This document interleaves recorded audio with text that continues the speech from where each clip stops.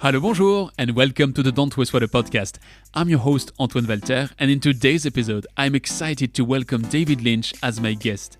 David is the CEO and co-founder of Klir, a company building the all-in-one operating system for water. Have you ever asked yourself what really made our water industry so different from another? Well, David did. And as he'll explain in a minute, he cracked the code as to why specific challenges require distinctive solutions. Today, we discuss the digitization of water processes, but with a fresh angle and a twist, and I'm not spoiling it. And while this is honestly of interest for anybody, I've learned quite a bunch of things in this discussion, it will be specifically of interest if you're an experienced water professional preparing his retirement and legacy, if you're running a team featuring this kind of profile, or if you're a new manager just taking over your role in our so specific water industry. So if you want to get to know the saxophone of water softwares or follow the path of a company that just raised $16 million of Series A couple of months ago, bear with me. Right before, let me remind you that if you like what you hear, please share this episode with a couple of colleagues or friends. Did my profiling seconds ago ring a bell as to who of your contacts shall listen to this? Then forward them this podcast with my best regards. You'll do it, right? You promise? Then I'll see you on the other side.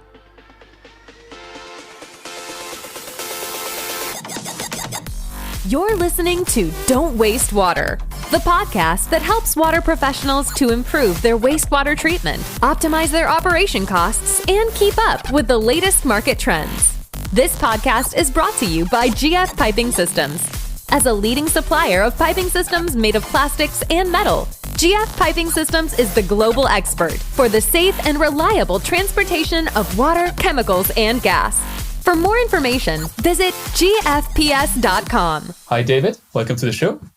Thank you very much. So happy to be here. So from your much, I can notice a little bit of this Irish accent we had on the podcast already, but you're sending a postcard from Toronto. So what can you tell me about Toronto, which I would ignore by now? Yeah, I know you've had other Irish people on the podcast, so I think we are supposed to be the sexiest accent in the world, but that definitely doesn't beat the French, I don't think. So talking to you today from Toronto, it's a balmy minus 28 degrees Celsius, which Irish people are most definitely not built for, but it's a great city. I actually have to say one of the reasons when we moved from Ireland over here was really the diversity. They say it's a city where everyone's from somewhere, and I think that's brilliant. Like, I think that's what I love about the city. You're accepted no matter where you're from or what your creed or color or background is. So that makes for an interesting transition, because you're coming from a field which is this IT field, even if it's sustainable IT, environmental IT, and you're trying to move something in the water industry. Which brings me to a very simple question. How do you get accepted as a newcomer? Is it exactly like Toronto style, or do you have to make a dent into that market?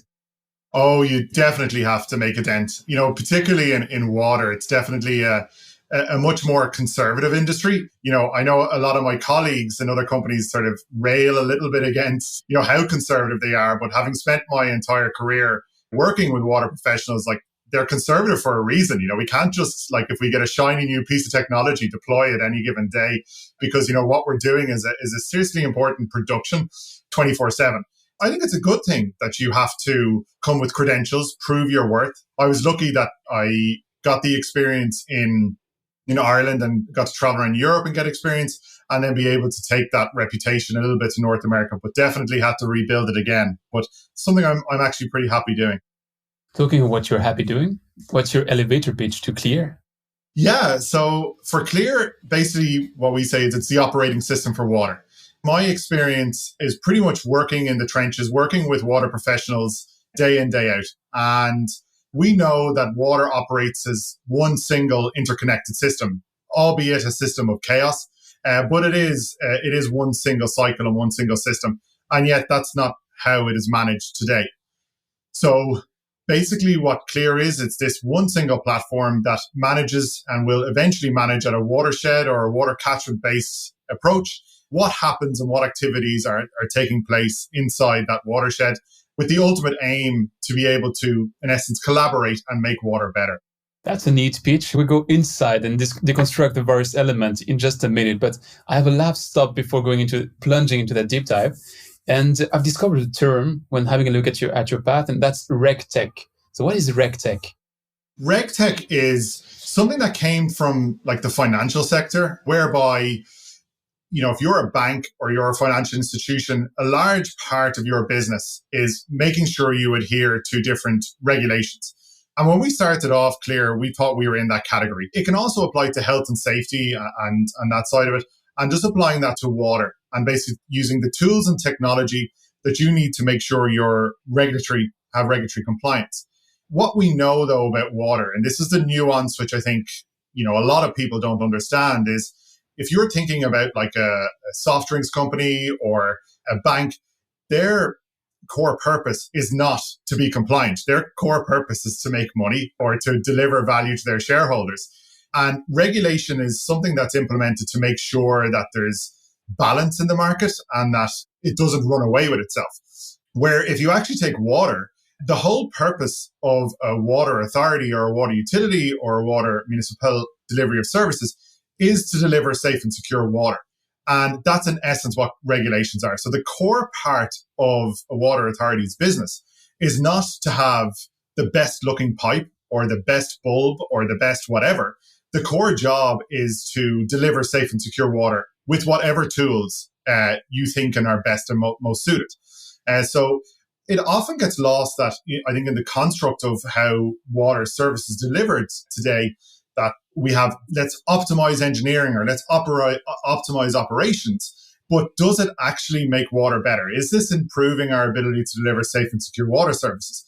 And I think that's what sometimes gets missed. Because even if you have the best engineering department in the world, it doesn't mean that you're going to deliver the best services, or they're not correlated. So when you think about it, the entire purpose of that authority is basically regulation. And there's nuance to that, in that sometimes regulation doesn't always align to safe and secure services, but that tends to be more in the implementation side. But the principles are solid. It's very, very, very, and still I underestimate it when I say that. It's very interesting what you just said, because we are somewhere at episode 80 of that podcast, and the spin you're giving to that is unique. It's the first time I heard that, and it makes a lot of sense that this regulatory aspect is at the center of it, and that somehow we're delivering to that before everything else. I don't know if it's a good thing, by the way, but it certainly is the way we're set. So it's a very interesting encapsulation, I have to say. Absolutely. And I think in my experience, because my background is very much on the Water Framework Directive side, which I love as a piece of legislation. I think many people will go around and say they love particular legislations, but I love it because it's a relatively simple piece of legislation, like 13 pages or so long, but the technical implementation is much, much more difficult. But the principle is takes an epidemiological approach and just making sure that you protect the health of the water. And then you can use various tools and various different techniques to try and protect that. Now, the implementation and when regulation comes along, a lot of vested interests that's come in, a lot of interpretation plays into it. But what's great about the Water Framework Directive is for example, if you're a wastewater treatment authority and, let's say you're discharging to a local river and the nitrate level of the river needs to be below 10 milligrams per litre or something like that. If it arrives at your pipe at 9 milligrams or where you're discharging and you're just discharging 2, traditionally you would be the person who is making that water body non-compliant.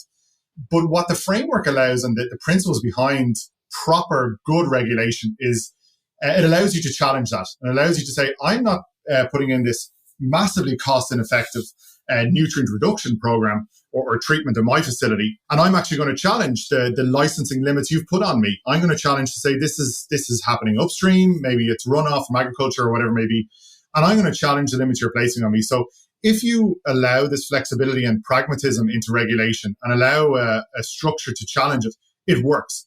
But what the problem with so much regulation is it's very much a stick that's like, you must do it to this level or else, or you must do these jobs or else. And when we set out to build Klir and to deliver this type, it's that you can actually orient your tasks, all the work you're doing, and saying, initially make a challenge to regulators on your limits, but also ask the question, like, what is actually making water better? And that's what this is all about. There's a lot I'd like to unpack in what you just said, but I have to put them in the fridge and let me come back to that later. what you're saying is that that sector has to undergo some transformations, and some of this transformation have to do with the digitization aspect of it. Do I get that right? First, to have the right starting point. Yeah, that's exactly it.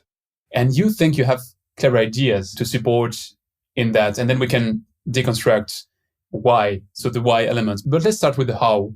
And the how is that you say that you have clever ideas on this digitization path, and you can help the sector get better and more efficient and a lot of different stuff with Klir.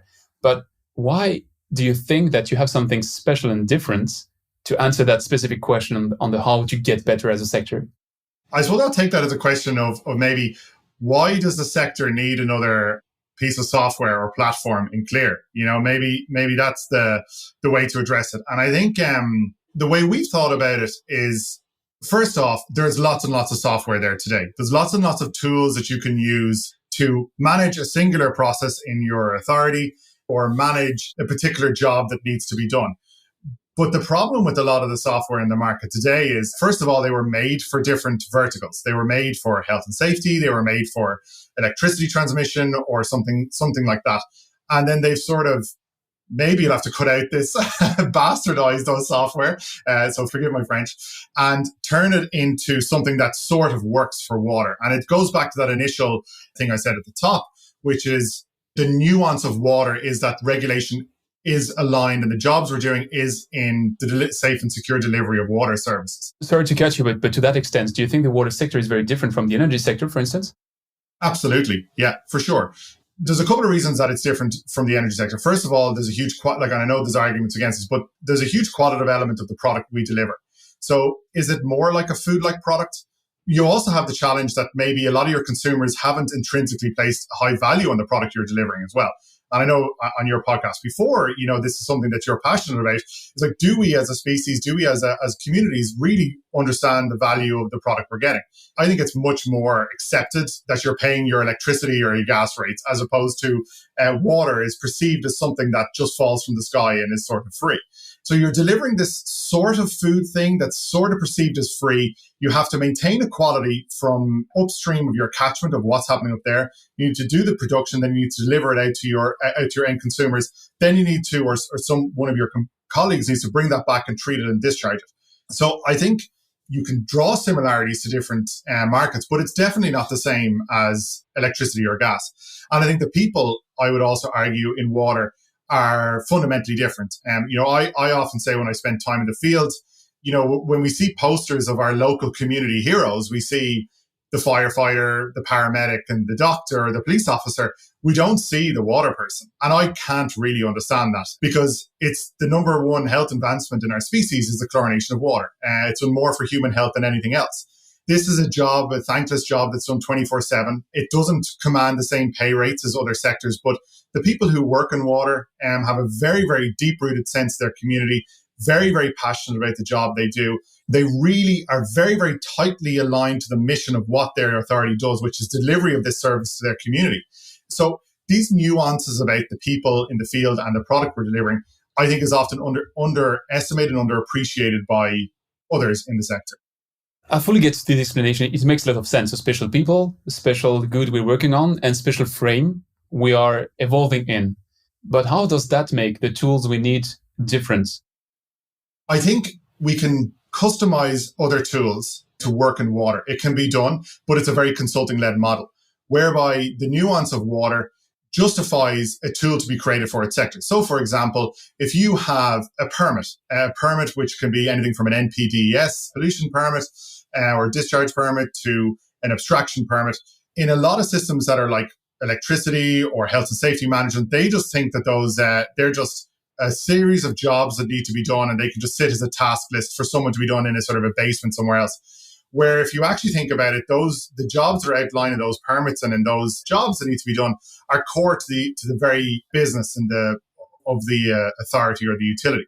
So by basically taking components and taking tools that are now readily available and sort of tweaking them and making sure that they integrate to things like your LIM system, your sampling, your SCADA systems, your SCADA systems, as well as field operating, the nuance of like working in low connectivity environments, which always isn't the case for other sectors. and being able to have this closed loop or the singular loop of from start to finish of the job that you need to do.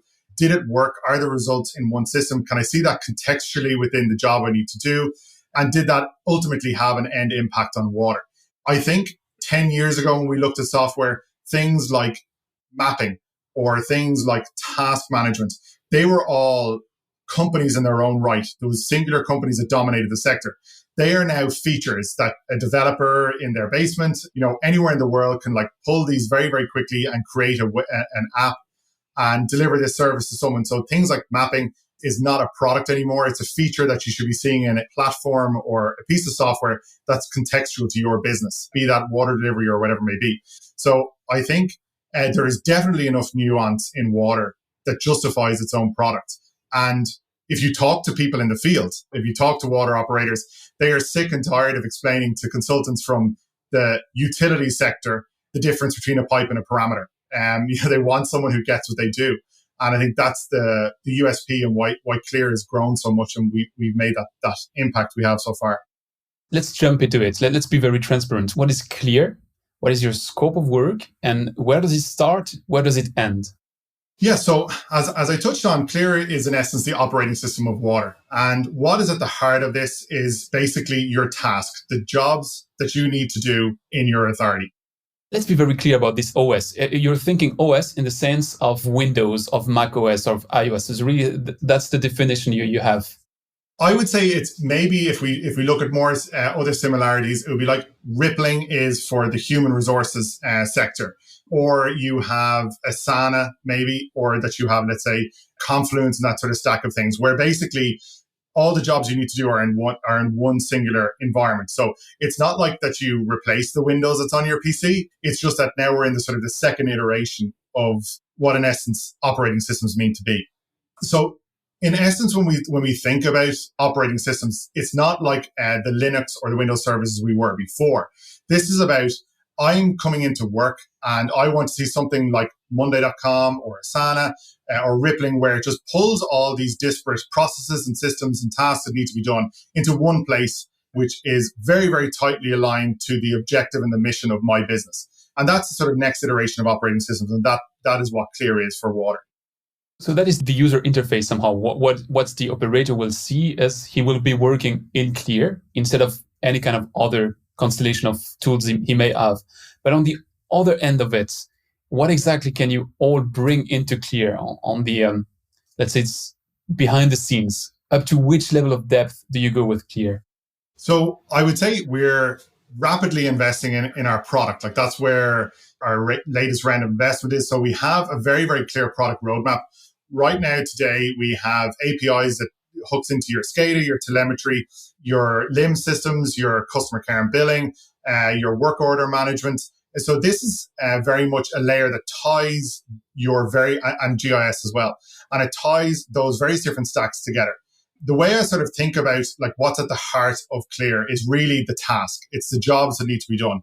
So what's intelligent about Klir is we start off by taking all the prescriptive tasks that are listed in documents all around your organization. So they come from permits, from regs, and they're all either pre-populated or seamlessly brought into the platform. So everyone knows what everyone should do.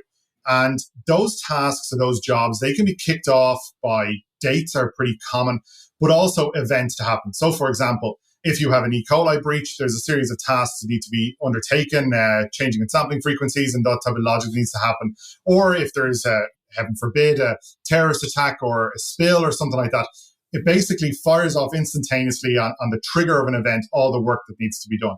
So the task is the core of this. And then what's great about it is at the end of the process, you can validate if that task actually achieved your desired objective. So using those same signals, as we call them, it can determine, like, did that job actually reduce the levels of phosphate in our water? Did that job, reduce the amount of times? This is where our AI and ML capabilities come in future to sort of basically get to the point of like, which of these jobs actually had the desired effect and made water better?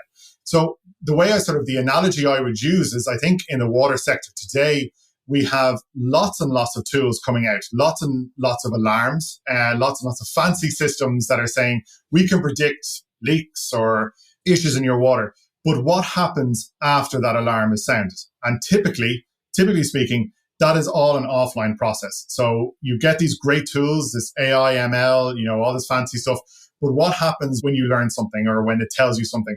And that generally is done by email or by text, or it goes into someone's head. And then as soon as they retire or leave the industry, that knowledge and that insight has left with them.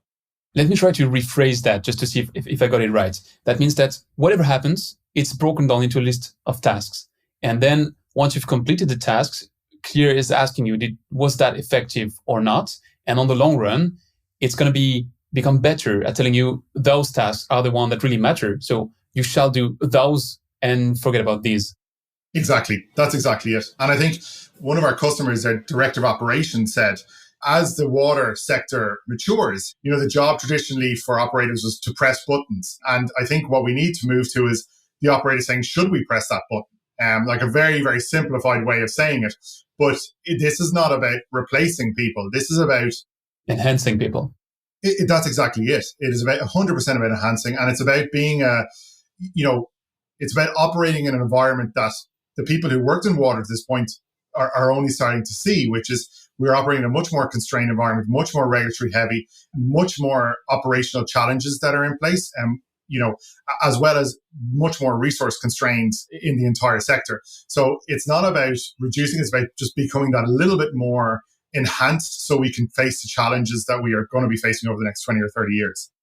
Who's the typical user of Klir today?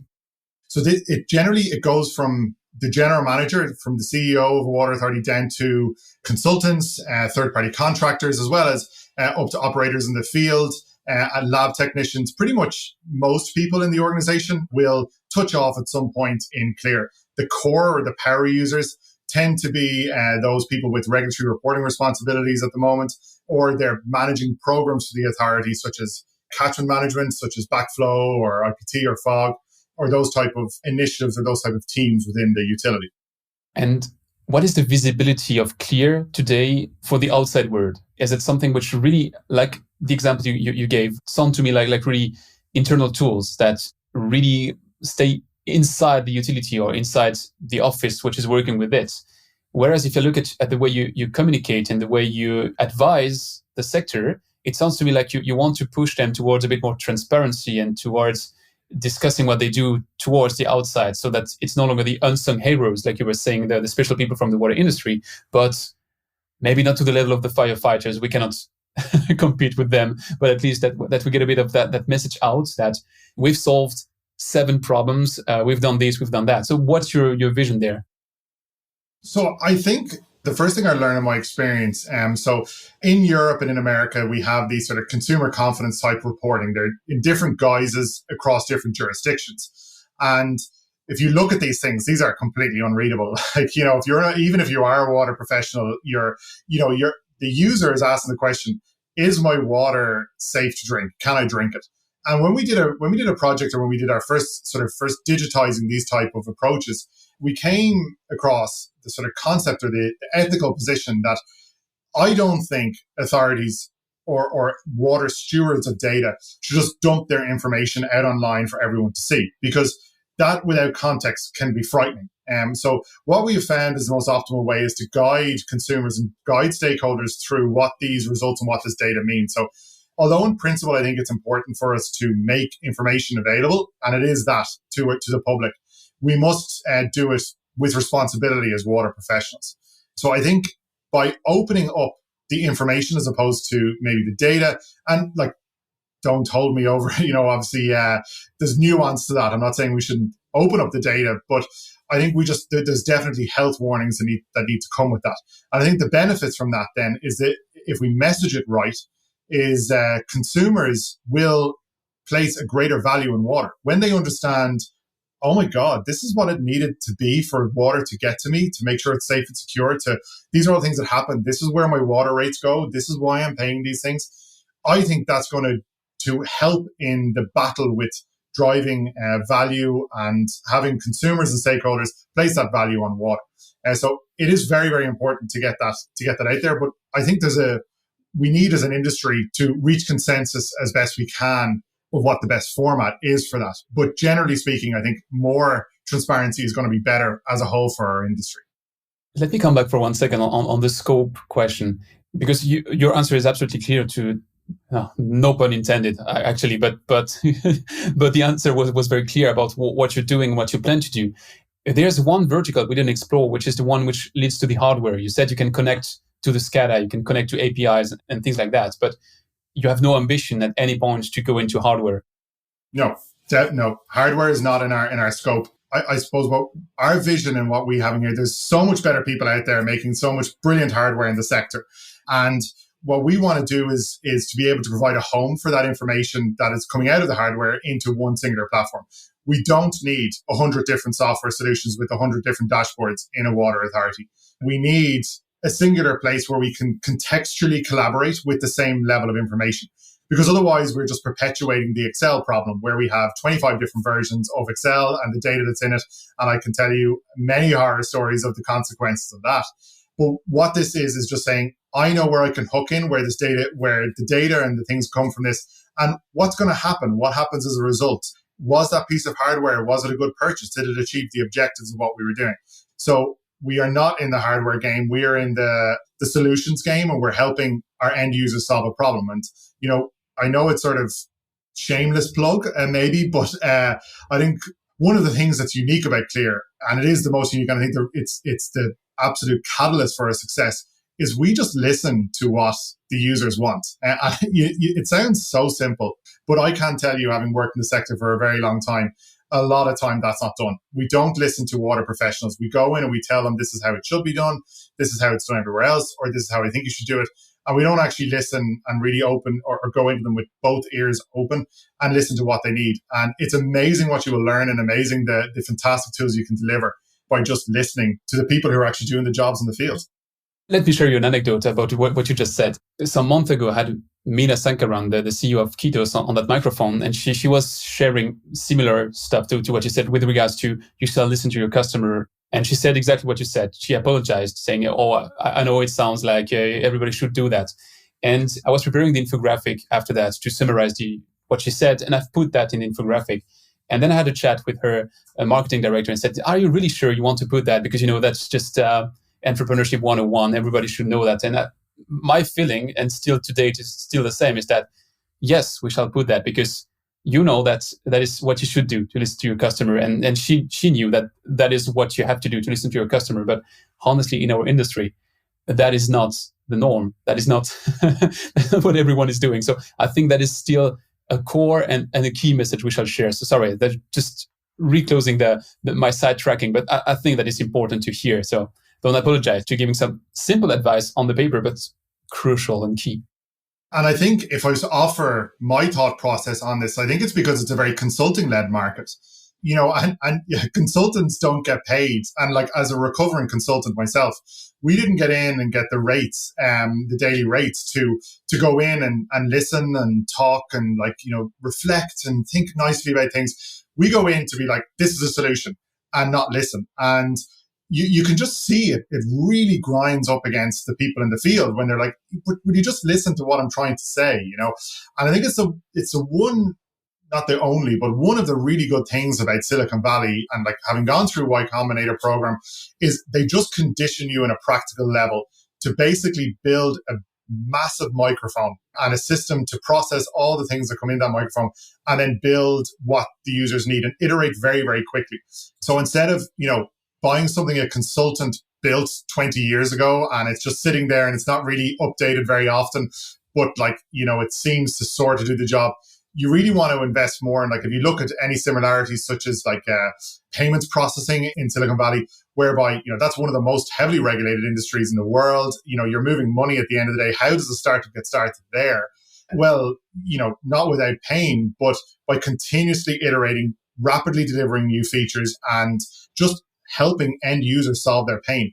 And that's what we're as a company set up to do, is to, what we are today is not perfect by any stretch of the imagination, but we are set up to constantly get better every single day.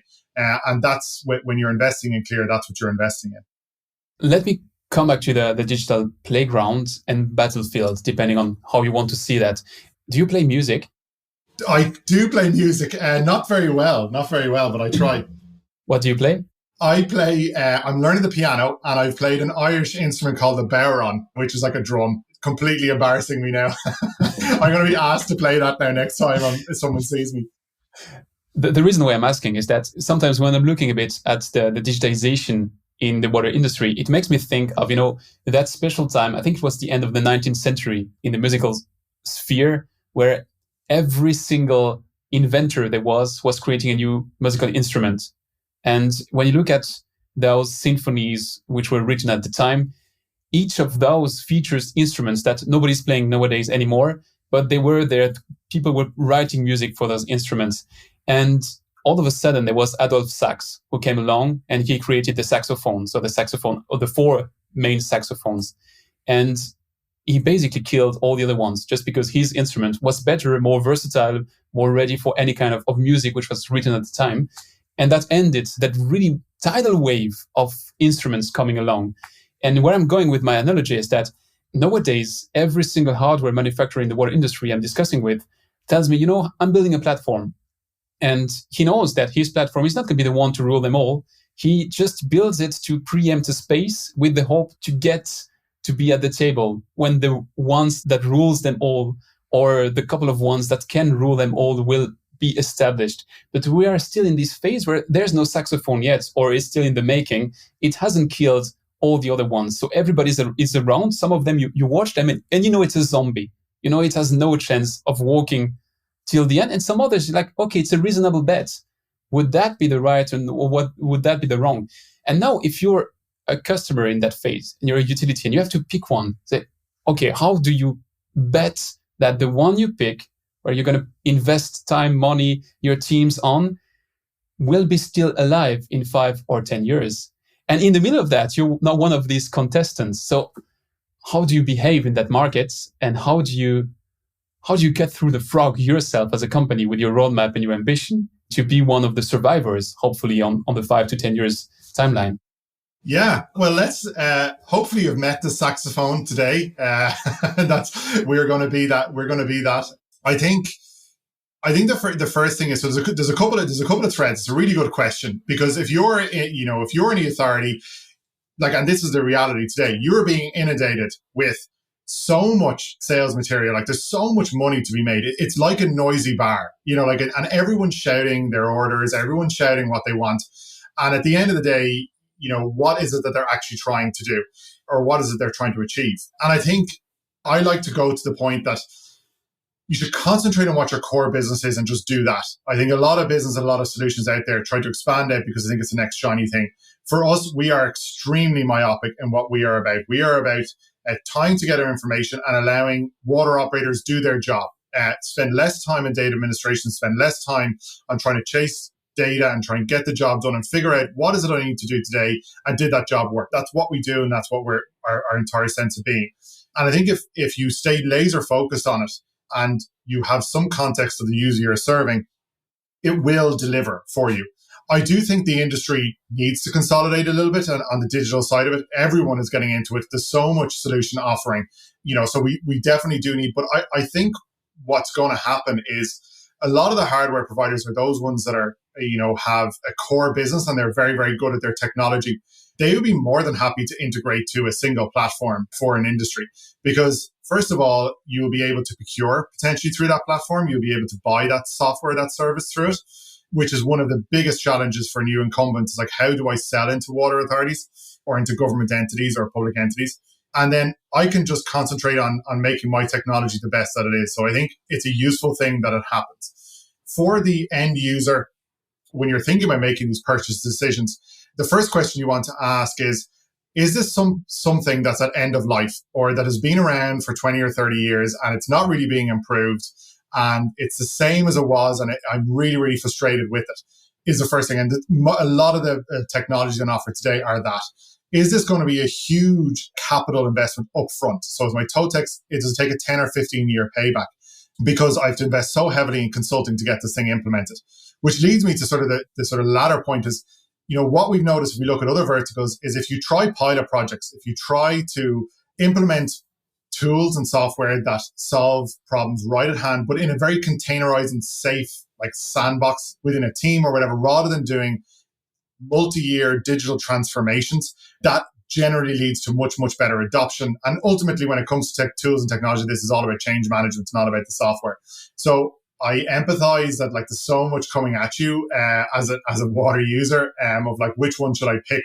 But I think you need to pick the people behind the product and say, are they there to do what I need to do? Are they specific to my industry? Do they have a roadmap of how they're going to help me solve the problems that are coming over the next many years?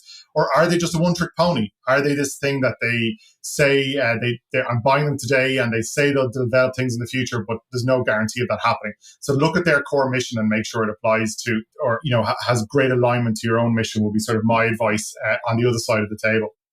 To that extent, who's your ideal customer, or who's the one you can help the most? Is the early adopter who potentially already has 10 platforms and you would be the 11th and maybe the one to rule them all? Or is it more of the laggard? Is not a mean way to define it, but let's say someone who would be a bit later to the game? It's a really good question. For me, when I look at the growth trajectory and the amount of customers we brought on very quickly and who's adopted us, there's definitely an innovative element. So those who are looking for a better way to do something, those who are, actively looking for not being in Excel, definitely is our ideal customer. There's a couple of sort of people who it tends to be, if you're approaching retirement, and there's definitely a group of people who are like, I have all this information in my head and I'm about to leave in 1, 2, 3, 4 years. And I don't know who or what or how they're going to manage this without what's in my head. So they undertake this at a very sort of small basis, nearly on a pilot basis, a mechanism to codify or systemize that human knowledge that they've built up. So that tends to be a very often repeated use case that we see. The second scenario generally is someone who's just recently promoted into a management role. They've just come in after that person has left maybe, or in a newly created role, or they've moved on. They look at across their purview and they're saying, oh my God, this is all the things I need to do. If I miss some of this, I could go to jail. I could get non-compliance violations. I mightn't get promoted. I could, any array of these terrible things that can happen. And they want a singular way to see across the purview all the stuff that they need to do. In a lot of those cases, what we do find is we are switching off a lot of legacy IT systems. Doesn't tend to be any of the newer market entrants. And what we find is the contextual collaboration nearly negates the need for them over time. So the fact that they can talk to other people around their organization, they can record the conversations in the chat and talk during those conversations, be talking about the actual data that they're trying to reference. But it does tend to be a lot of the Excel displacement, a lot of custom application development, and of course some of the old known companies which shall remain nameless, but we all know who they are. And then I think what is happening, I suppose, when it comes to the newer entrants, what's happening is they are getting a little bit, I would say, contained in particular teams, because what's happening is the IT team are saying, listen, I don't want to manage 50 or 100 different applications. We need a sort of a unified digital transformation strategy. Like, where are they going? How can we rationalize this IT down and protect ourselves from a lot of different systems which are just opening up to more cybersecurity risks? And how can we consolidate here? And it tends to be that platforms like Klir can offer solutions to that, because it is all about rationalizing IT. I have a couple of questions on the business side of things. Let's start with the elephant in the room somehow. You've closed a Series A, right, of 16 millions end of last year. Yeah. Which places you in quite a special position in this industry, because already the amount is not common within the water industry, first. And second, because the profile of the investor is, I would say, also quite uncommon, because it's venture capital money, which places you on the path for hypergrowth, theoretically speaking, because that's supposed to be what comes together with VC money. So what is your vision? What does it unveil you in terms of perspective to have this backing and this path for hypergrowth? Thank you for not calling me the elephant, because I'm this, if you don't know, anyone who knows me, I'm this big 6'6" person, and that's normally the joke that's cracked. So thank you for that, first off. Yeah, listen, obviously we are delighted to have such incredible partners, such high reputation, one of the leading VCs in the world, see the level of growth we have enjoyed to date, and back us on this next stage of our journey. So, I think straight up what's really exciting is that this is just money that we're plowing into a product for water professionals. And that's what really, really excites me. Like I sort of view myself like when we even started Klir, myself and my co-founder Elaine, we asked ourselves the question of like, how could two paddies, one from the middle of Ireland and one from the outskirts of Dublin, help solve the world's water crisis? And we know we can't. We know it's a very, very complicated issue to solve. But what we can do is basically free up time and allow those professionals, the people who are experts, who have trained as operators, who have PhDs, who have masters, who have all these type of things, just stop doing work that can be automated, that can be assisted, and just allow them to actually solve the problems at hand. So, we are just a tool. We are just a means for these people to do the job that our species needs them to do and our communities need them to do. So I'm just so excited that we have this incredible backing, this incredible amount of resource to deliver a product that should have been in the sector 20 years ago. It should have been of this quality. And we're taking many of the same playbooks from other enterprise software such as sales, HR, finance, those playbooks that have revolutionized those sectors. And we're going to be able to deliver products of that caliber to water. And, if you think about a water professional, like they drive to work and they listen to podcasts, they consume media on Facebook and Instagram. They're used to a user interface that's in this century. And I think it's time that when they go to work and they sit at their desktops or they remotely log in or whatever it may be, that they get those same levels of tools. So yes, we are absolutely poised for hyper growth. I think it's also necessary in the sector. Water, as I said at the top, is one interconnected system. If we continue to go on and manage this in hundreds of different systems, we're not going to be able to move to the integrated catchment management or integrated watershed management approach that we need. So we know what the left hand and the right hand are doing. Because that's the only way that we are going to successfully face the challenges that we're going to face over the next 1 to 100 years. Yet not that I want to be the party pooper at all, but that would be a first of its kind. I don't know if you've ever met Paul O'Callaghan. He's the CEO of Bluetech Research, and he's written this awesome paper on the dynamics of water innovation. And what he's explaining is that basically innovation in this very specific market goes at a particular pace, and companies' developments also goes at a particular pace. So what usually takes 5 years in a regular industry takes 15 years in that sector. So the timelines are a bit challenging to that extent. Is it something which puzzles you, or you're confident that times will change to that extent as well? I'm not naive, I think is the first thing. It is a challenge, but isn't that what we're here to try and solve challenges that aren't easy to solve? Definitely it excites me. Since the beginning of my career in water, many of the projects that we've worked on with some of the greatest leading minds in water, many people have said that it's not possible. It's not possible to do this. It's not possible to build these type of solutions. It's not possible to run these type of programs. Be they even non-software programs or projects. So I've heard for a long time things aren't possible. And then, we founded this company and we have been able to demonstrate that this growth is possible in water and that we were able to grow at rates that are in many of early stage investors and in many of the benchmarks, we are number one in our stack and number one in our portfolio. So I'd sort of say, and often I say, the proof is in the pudding. This is not a vaporware play. We've proven, we've delivered to customers, and we're excited to be able to take that experience and that proof that we've done and just basically fuel it even more. There is, of course, there's challenges. There is challenges in terms of the cycles for innovation, but I will come back to the listening to users. I think, innovation is one massive bucket in water. It spans LoRa sensors to AMI technology, to UV filtration, to deploying physical infrastructure anywhere in your water, to software.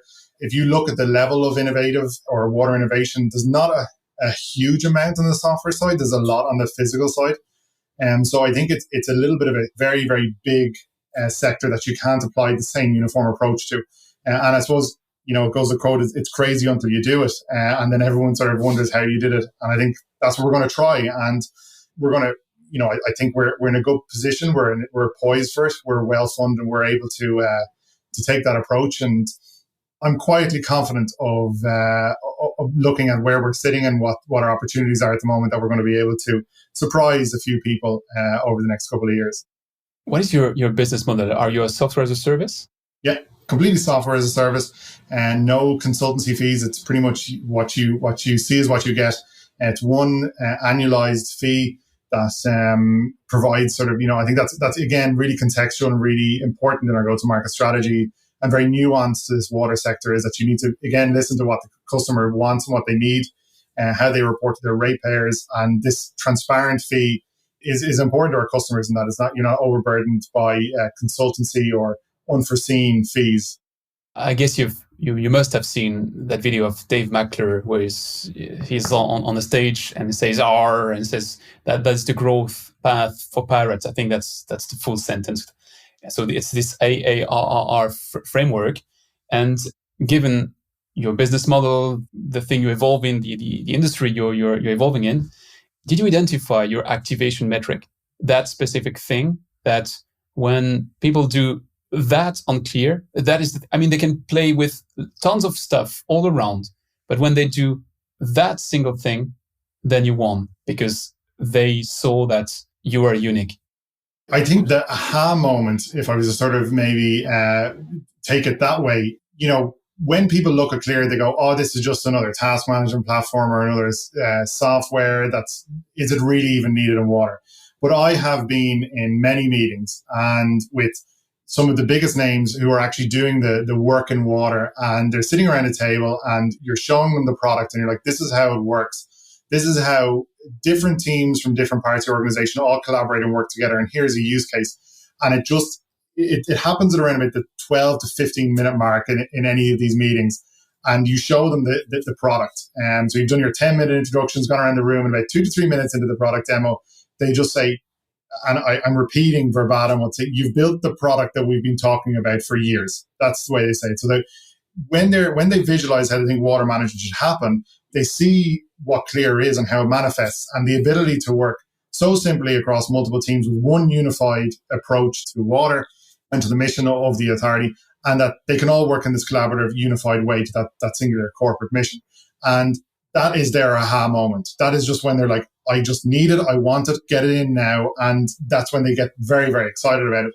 That tends to come from all the way from users to managers to general managers, all across the spectrum, different levels and different parts of the organization. That is the eureka moment, because they are talking about it. They have talked that this is the way they wanted it, but they could never seem to get it. There was a couple of different companies who tried to do an M&A strategy to try and build a product like ours, but it doesn't at its very basic and raw roots knit together the way it needs to.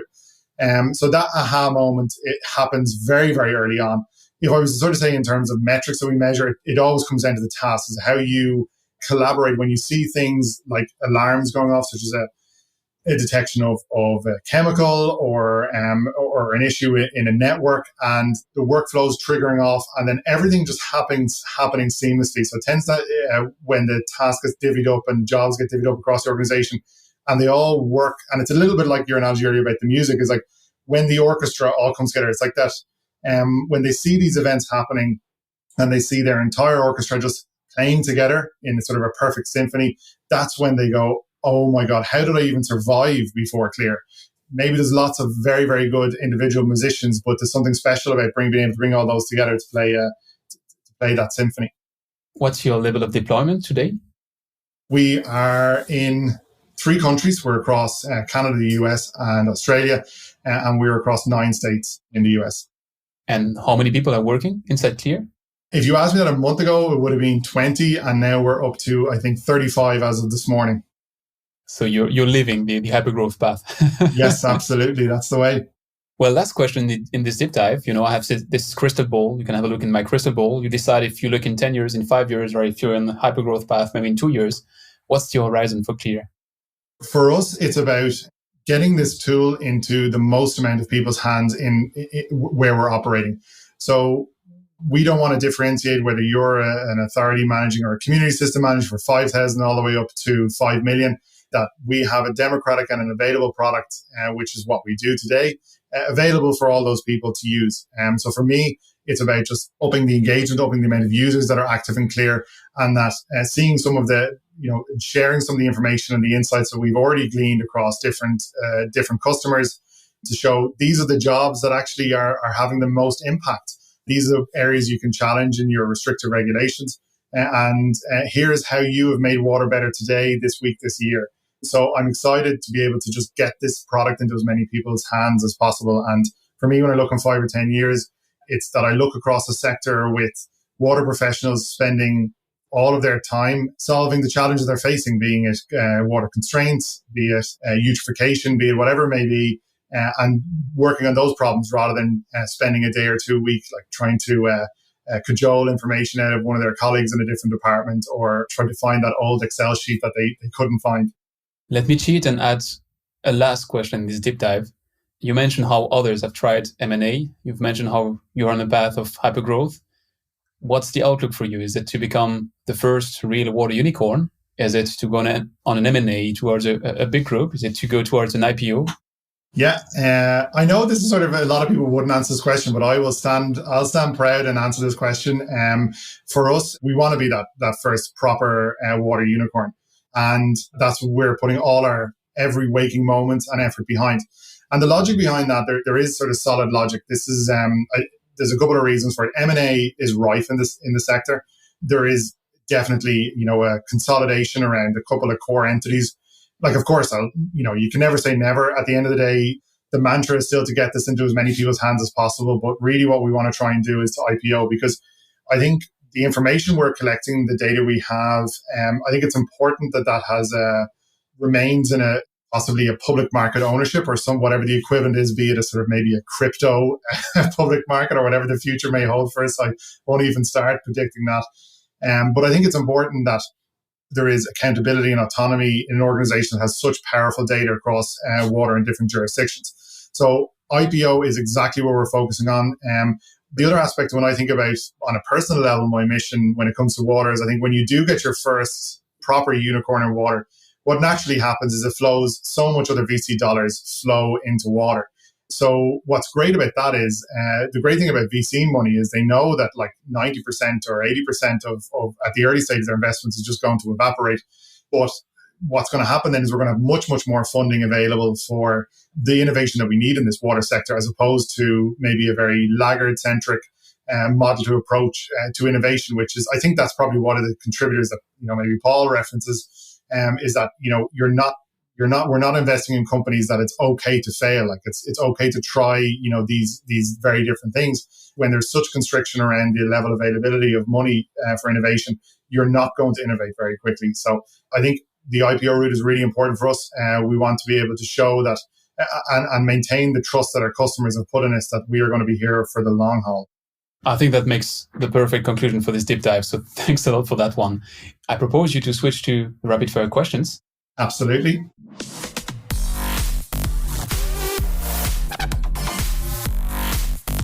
It's time for the rapid fire questions.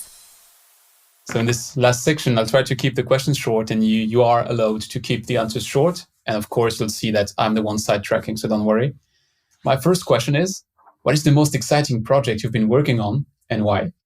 I'm actually going to go internal for this one. So I am fortunate enough to be able to work with our product team and a lot of the discovery team that are out there talking with users every day. So I can't dive into too many details, but just for commercial reasons. But what's really exciting is to run these pilots or these sort of discovery-based initiatives and actually see this entire unified platform that water operators in the field can use, every employee in the organization can use, and basically just do the job that they need to do every day. So anything I get to do in the product team, anything I get to do when I get to listen to water users, I'm really happy and very excited to take part in. Can you name one thing that you've learned the hard way? Everything happens for a reason. There have been, in any startup journey, it is not easy. There are a lot of challenges that come, and I know, I think it was Wayne was saying the same thing, so I'm sort of reusing maybe his answer in your previous podcast.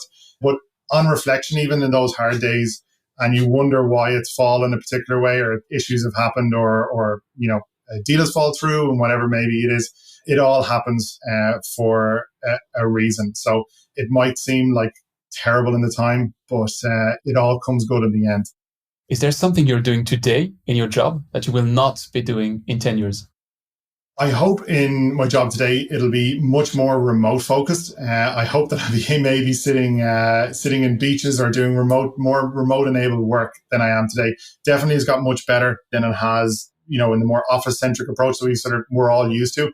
But I hope in 10 years' time, the workforce is our ways of working is caught up, that we can basically work wherever, whenever we want. Would be fantastic. I'd love to be doing that. See how I'll sidetrack you here just for 1 minute, but you mentioned how you went from 20 to 35. Did you meet all of them physically? No, and we even in one or two of our fundraisers, we never even met the investors in person. So this is the new world, and even we're able to. I think one of the unique things, which is cool about Klir, is we're able to. We've proven we can sell remotely. I think it's a lot to do with our reputation, a lot with our deep knowledge of water users and their problems they face. But it's a different world, being able to sell enterprise software without meeting them, be able to raise a fund without meeting them, be able to hire people without ever meeting them is definitely new. Now, I will say though, as a company, remote is a great enabler. It's a great enabler of diversity, but it's really important to have the physical contact as well. So, we do try to balance that, and particularly for mental health as well. It's really important that we still do. We are social creatures, and we're able to enable that through some sort of physical contact. So hopefully, we'll be able to do more of it in the short to medium term, and hopefully we'll be able to even ourselves meet in person at the next water conference or whatever it may be. First, with pleasure, and second, I have a second sidetrack question, and I give you a joker. You don't have to answer that one, but if you wish, I'd be happy. Given the field that you're in the digitization of something which was done with Excel and stuff like that in the past. A pandemic comes. Is there a part of you which has to admit it's a good news? Oh, that's a difficult one. I suppose the first thing is to recognize how difficult it has been for some people. Unfortunately, in everything in life, there's sort of people who benefit from things more than others. There's definitely been pros and cons of the pandemic. It has been good in many ways. The digital transformation has just, lit up overnight in water. What would have taken a much longer time is definitely becoming much more prevalent and much more open technology. So I'm very positive about that. I am very positive in that remote work is now here to stay. One of my big passion projects, something I'm very passionate about, is diversity in the workforce, is enabling, is gender parity in work, is gender equality, is people who do not fit the formal 13 categories of what makes you different. There's so many different aspects of how we live our lives. So remote work has enabled people who are a bit marginalized, even though it mightn't be immediately apparent, being able to come to work. So I'm really, really happy. And I think, like all things in life, there's nothing that's truly bad and truly good. We all live on a spectrum of good and bad. And I'm happy with the elements of the pandemic. But, I think we all are. I think we've all re-baselined of what's important, even on a personal level. I'd love to see my kids going back to school and having physical contact. So there's good and bad things for sure. But overall, I suppose from a business perspective, it has been, we are very lucky and very fortunate to have been in the right time and in the right place. And since I started working in water, I think 2010, it's a 10-year overnight success. But, I'm glad to have been here at the right place at the right time. I think it's the best possible answer to a curveball. So congrats for that one. Sorry about the question. Not at all. What is the trend to watch out for in the water sector? There's a couple of aspects to this. Is the old way of thinking and how it's all been done before, that's gone. And if you're not moving forward, you are going to be left behind. So I think we have a rapidly changing workforce. To touch on my previous point, we are getting more diverse in the water sector as well. We are bringing more women into water, which is critically important to how we're actually going to solve this problem. I'm an engineer, a mechanical engineer by trade. And so I know that engineers always have one solution to every problem, which is to build something or to do it that way. Where I think a more holistic, collaborative, integrated approach is what's going to help us solve this challenge. So I'm really excited, to see that diversity coming into the workforce and to see that new perspective, to see more new ideas come in. And even, that's not limited to age or gender or anything. We are 100% as an industry becoming much, much more open-minded, I think, as we face into the challenges, because we know there's no other way. This is the new reality. If you were a world political leader, what would be your first action to influence the fate of the world's water challenges? I'm going to be boring here, and I'm going to reuse, I think, what a few of your guests have been for, but we need to really round up and get a value on water. We need to place a price on it. We need to, as a species, understand, and we need to understand the value and the importance that water has. It just is a completely unsustainable model that we have when it comes to water. And we need much more equality. This is not limited to particular jurisdictions. You would think that one of the most developed countries in the world doesn't have water poverty. It does. Yet we do have people making money on water trading. And then all the while, people will go out and spend however much they do on bottled water in the store, but will argue against paying their municipal bill. So we just need to, listen, I come from Ireland, there is another case of, an incredible historic case study on the implementation of water charges. But we just, as a species, we need to just shake our head and realize that this is something that we just can't forget about, and we need to place a value and a price on it. Last question. Would you have someone to recommend me to invite on that same microphone? You've had so many incredible guests, so it's difficult to whittle it down. But one of the people who I've continuously been impressed by, and I'm just, as you'll probably know from listening to me, I just love people who water operators, water experts. I would recommend Dave Johnson from Southern Nevada Water Authority, an incredible thought leader in the sector, balancing actually doing what he needs to do or doing what's happening in the field, making these decisions with incredible innovation, and one of the most innovative, progressive, best managed water authorities in the world. So I would definitely, I think you would bring a unique insight of the practicalities of what's happening in the field. Perfect. So thanks a lot. Absolutely. And thank you so much for having me. Thanks for listening to Don't Waste Water. This podcast was brought to you by GF Piping Systems. Loved this episode? Head over to Apple Podcasts to subscribe, rate, and leave a review. See you next time.